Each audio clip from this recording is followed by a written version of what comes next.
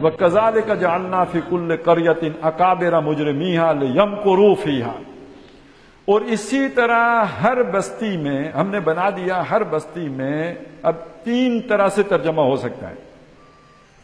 اس بستی کے مجرموں کو، اس کے جو مجرم تھے، اس بستی کے مجرموں کو بڑا بنا دیا، مجرموں کا بڑا۔ اور ایک معنی یہ ہو سکتا ہے کہ اس بستی کے مجرموں کو بڑا بنا دیا، اور ایک معنی یہ ہو سکتا ہے کہ اس بستی کے بڑوں کو مجرم بنا دیا۔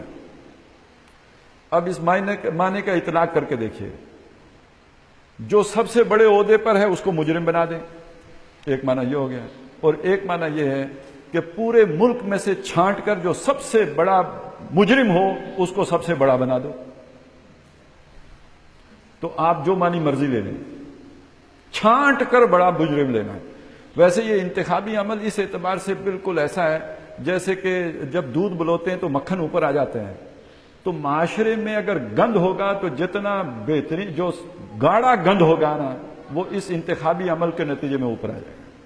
تو اس معنی کو اگر دیکھیں تو پھر صحیح معنی جچے گا، پوری سوسائٹی سے چھانٹ کر جو برے لوگ تھے، بڑے بدماش، ان کو سوسائٹی کا بڑا بنا دیا۔ انہوں نے سب سے بڑا بوجھ اٹھایا ہے۔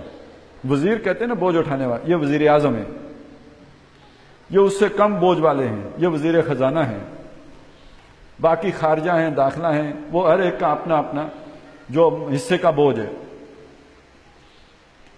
یہ سارے کوئی پراپرٹی کے بدماش، کوئی جو ہے وہ کس منشیات کے بدماش، یہ آپ اگر ان کی کرتوتیں دیکھیں تو آپ کو پتہ چلے۔ وَمَا يَمْكُرُونَ إِلَّا بِأَنفُسِهِمْ وَمَا يَشْعُرُونَ، اور یہ جو ہیلے کرتے ہیں، جو ان کے مکر و فریب ہیں، جو ان کی دغا بازیاں ہیں، چکر بازیاں ہیں، جو لوگوں کو جو ہے یہ مکر و فریب میں الجھا کے رکھتے ہیں، خواب سے ذرا بیدار ہوتا ہے محکوم مگر پھر اس کو سلا دیتی ہے حکمراں کی ساحری۔ یعنی یہ جو آپ کا میڈیا میں نئے سے نیا کھیل شروع ہو جاتے ہیں، ابھی پاناما لیکس چل رہی ہوتی ہیں کہ اوپر سے ملا اختر منصور کا جو ہے وہ خبر آ جاتی ہے، پھر ایک نیا کوئی ڈرامہ ہو جاتا ہے، کچھ نہ ملے تو وہ شلوار اتار پروگرام مولوی صاحب کا شروع ہو جاتا ہے۔ لہذا ہر وقت کوئی نہ کوئی ایشو گرم رکھو اور لوگوں کو جو ہے اس الجھن میں ڈال کے رکھو، نان ایشوز میں جو ہے الجھا کے رکھو، اصل بات کی طرف نہ آ جائے۔ اصل بات کیا ہے؟ یہ آپ کو لوٹ کے کھا رہے ہیں، کھسوٹ کے کھا رہے ہیں، آپ کا کھا رہے ہیں۔ کبھی کسی نے سوچا، کبھی کوئی بحث ہوئی کہ ڈائریکٹ ٹیکس کیا ہوتا ہے اور انڈائریکٹ ٹیکس کیا ہوتا ہے؟ کبھی پبلک کو ایجوکیٹ کرنے کی کوشش کی گئی؟ اصل پانی تو یہاں مرتا ہے۔ بابا آپ کے ملک کے بڑے بڑے ساہوکار وہ ٹیکس نہیں دیتے، جب وہ نہیں دیتے تو ملک کیسے چلاؤ گے؟ انڈائریکٹ ٹیکس سے چلاؤ گے۔ انڈائریکٹ ٹیکس یہ ہے کہ ماچس پہ بھی لگ گیا، انڈائریکٹ ٹیکس یہ ہے کہ پیٹرول پہ لگ گیا، انڈائریکٹ ٹیکس یہ ہے کہ بجلی پہ لگ گیا، انڈائریکٹ ٹیکس یہ ہے کہ آپ کی گیس پہ لگ گیا۔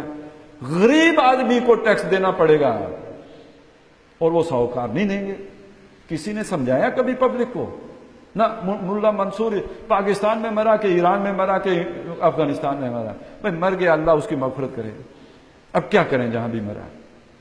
اور یہ کہ یہ پاناما لیکس کہاں سے لیک ہوئی ہیں کہ نہیں ہوئی ہیں اور کیا ہے، کسی نے کہا پاجامہ لیک ہے، کسی نے کہا پاناما لیک ہے، جو بھی ہے یار اصل مسئلہ یہ نان ایشو ہے۔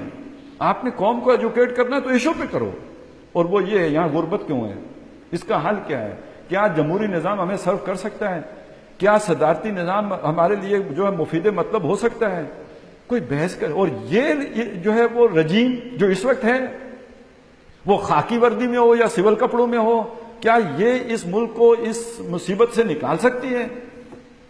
سوال تو یہ ہے، بحث تو اس پہ ہونی، ایشوز تو یہ ہیں، لیکن ادھر کوئی کسی کو نہیں آنے دے گا۔